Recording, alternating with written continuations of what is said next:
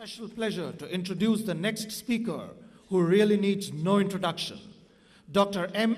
Pallam Raju, Honorable Union Minister, HRD, is an alumnus of Hyderabad Public School, an electronics and communications engineering graduate from Andhra University, and an MBA from Temple University, Philadelphia, USA. For some time, he worked in Philadelphia and Boston in the USA and in Oslo, Norway, in the field of computers and information technology. Presently, Dr. M. Pallam Raju is Human Resources Development Minister, Government of India.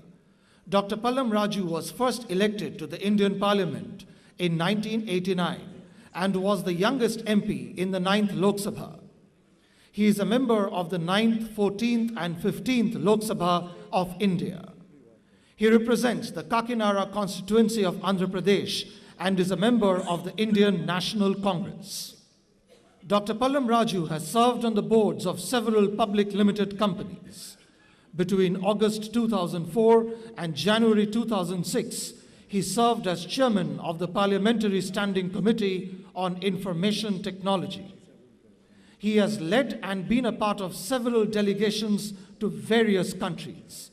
Recently, he was conferred a fellow of the Institution of Electronics and Telecommunications Engineers, New Delhi. He is a keen sportsman and represented his school and college in several athletic and football tournaments. He is married to Mamata and has a daughter Vahini and a son Jatin. Ladies and gentlemen, please acknowledge the august presence of Dr. M. Pallam Raju, Honorable Union Minister, HRD, with a resounding welcome.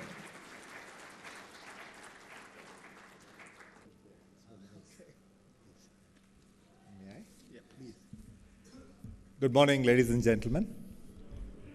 At the outset, I would like to thank Rotary International for that generous introduction. And I want to tell you that I'm also a Rotarian from the Rotary Club of Kakinada.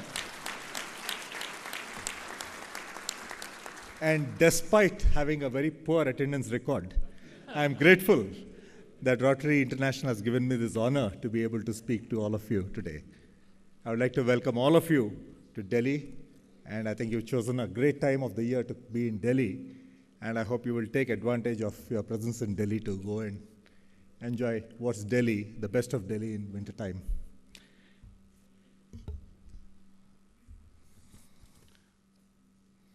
The conveners of the summit, Rotarian Shekhar Mehta and Mrs. Rashmi, Rotarian P.T. Prabhakar, past Rotary International President Rotarian Kalyan Banerjee, Mrs. Banerjee, Chairman of this summit, Mr. Vinay Kulkarni, Host District Governor Rotarian Vinod Bansal,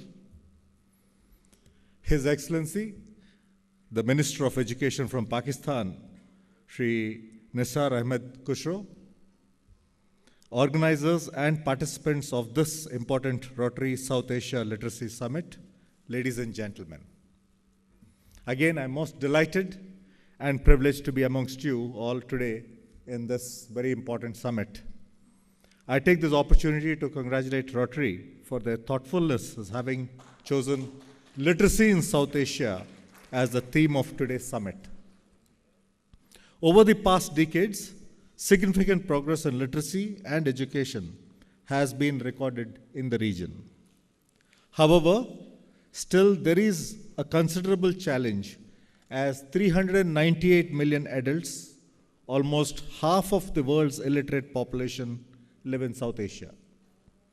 Women and girls constitute nearly 2/3 of the illiterate adult population, making the scale of the problem even greater, given the disadvantaged and often marginalized position of girls and women. We must realize that illiterates, irrespective of their caste, creed, color, religion, gender, or orientation, are the most disadvantaged in today's digital age, knowledge society, and information era. But we should not feel diffident, as there is nothing invincible about literacy. This is a challenge we can overcome collectively with grit and perseverance. The idea promoted in today's summit for a collaborative initiative of creating a sustained literate environment to foster learning societies in our subcontinent is therefore a welcome imperative. Our policies are aimed at the 3 E's of expansion, equity, and excellence, with the 4th E of employability also gaining importance. Our goal of achieving universalization of elementary education has been manifested through this government's implementation of the Right of Children to Free and Compulsory Education Act 2009. As a result of the promulgation of the Act, in the last 3 years, we've seen a substantial enhancement in the capacity of schools, in employment of teachers, and a great number of additional children getting into school and staying on.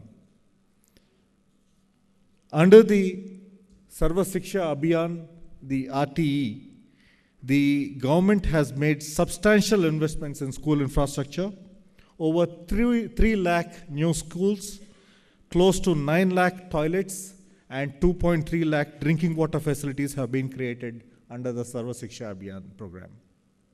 I'm glad that as I walked into the hall, that all of you had a chance to see the film that was made on the achievements of the RTE. It's a work in progress, and I hope that you have appreciated the film that was made. And if you all feel like seeing it, we can view it once more time. Just a few months ago, we launched that clip in Bal Bhavan in the presence of a number of school children from all over Delhi. The access to school infrastructure and the quality of infrastructure has improved significantly because of this investment. The RTE intervention has resulted in positive results for universal access and retention. The enrollment in elementary schools has increased from 18.9 crore children in the year 2008-09 to 19.97 crore in 2012-13. The enrollment share of underprivileged children like of the scheduled castes and scheduled tribes in elementary education has been higher than their share in the population. In the year 2012-13, the share of minority children in the total primary enrollment was 14.2%, which was only 10.49% in the year 2007-08. The gender and social gaps have been virtually eliminated at primary level, and at the upper primary levels, gaps have become very narrow. One of the more heartening developments has been the higher reduction in dropout rates for girls as compared to boys, and better transition rates of girls from primary to upper primary schools more than the boys. The transition rate, which was 83.85% for girls in the year 2009-10, has increased to 87.32% in the year 11-12. The average annual dropout rate at the primary level, which was 8.02% in 2007-08, has come down to 5.62% in 11-12. In both these years, the dropout rate was lower for girls as compared to the boys. The real challenge, however, in the years ahead are the learning outcomes. I must congratulate bodies like Pratham and also our own ministry's initiatives, which continually assess the learning outcomes of the children. And we have a significant way to go. And so, in the 12th five-year plan, the focus of the government would be, along with the state governments, would be on improving learning outcomes. And possibly, that is one area where Rotary might want to intervene in helping the learning outcomes becoming better. The Sarva Shiksha Abhiyan has been successful in mainstreaming a large number of children with special needs in the formal school system, as against 17.15 lakh children with special needs in formal schools in 2005-06. 27.64 lakh children were in formal schools in March 2013, an increase of over 61% during this period. The RTE Act has been amended to include children who are differently abled as defined by the Persons with Disability Act 2005 and provides the option of home-based education. This, I feel, is a significant inclusive measure of the entire universalization effort.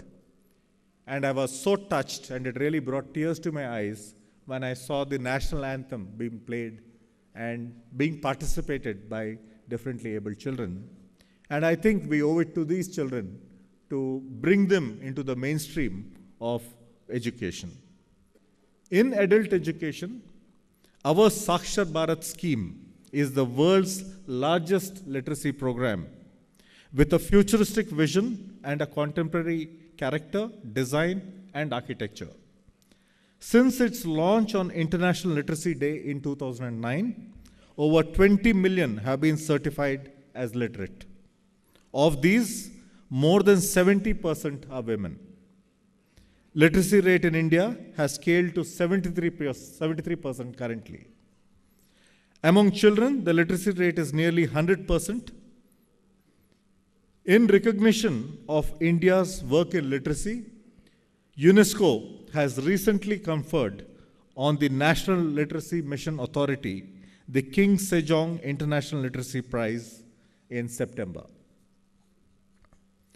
In the present technology-driven, knowledge-based competitive economy, even the basic ability to read and write with understanding is not enough. Adults need to learn to manage information and knowledge in a critical and reasonable manner, learn to search, identify, evaluate, select, and use information and knowledge whenever they are available, wherever they are available, print, mass media, or the internet. The National Institute of Open Schooling is another feather in the cap of our ministry, which has entered into its adulthood and completed 2 decades of its existence in the field of open and distance learning in the school education sector. The NIOS participates extensively in conducting the exams in the adult literacy mission, and it has proven to be a very, very successful model. The journey of the NIOS has been quite successful, with about 2.59 million students on its roll. NIOS is credited to be the largest open school in the world, with significant popularity in the Commonwealth countries and in certain other developing and developed countries. The National Institute of Open Schooling has been offering secondary and senior secondary and vocational education and training courses through its study centers and open basic education program through accredited agencies.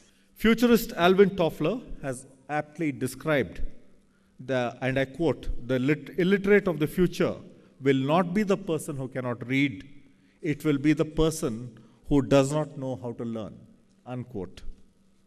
If we take the South Asian countries, significant advances are being made in furthering the cause of literate societies in all South Asian countries.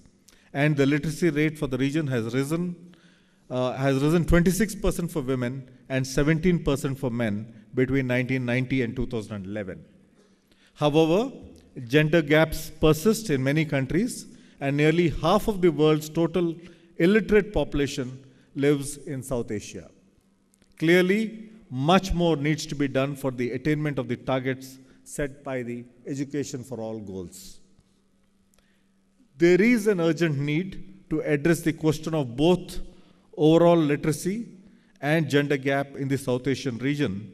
And on the International Literacy Day in September, India organized a ministerial conference themed Alliance for Literacy, Peace and Development in South Asia. The conference made some very important and positive recommendations which are in the course of its implementation. The task of nation building is enormous, and the civil society needs to be involved at every level and at every step to bring about the desired change.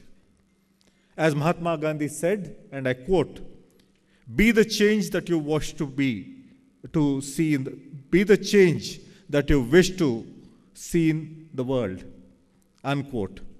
I'm certain that the Rotary initiative will be one such enabling action that will complement the government's efforts in facilitating capacity building, promoting adult education, and improving the quality of schooling through technological empowerment. I'm happy that Rotaries teach, teacher support, e-learning, adult literacy, child development, and the Happy Schools mission is being launched against illiteracy in South Asia with the aim to provide freedom from illiteracy by 2017. And I'm sure that it would go a long way in developing not only India, but also the entire South Asia. One advice I would like to give, as politicians often do, give unsolicited advice. But since it's relevant to the portfolio that I hold, one of the efforts that we have been doing is to concentrate on the basics. We are trying to, one of the objectives of the RTE mission is to provide a wholesome environment in schools. And one of the things that we've set about is, I think the most important fundamental requisites are a clean environment and availability of water.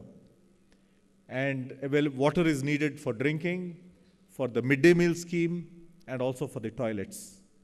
We have a large number of toilets, but a number of toilets that are not really usable because of lack of water. So we have set a target.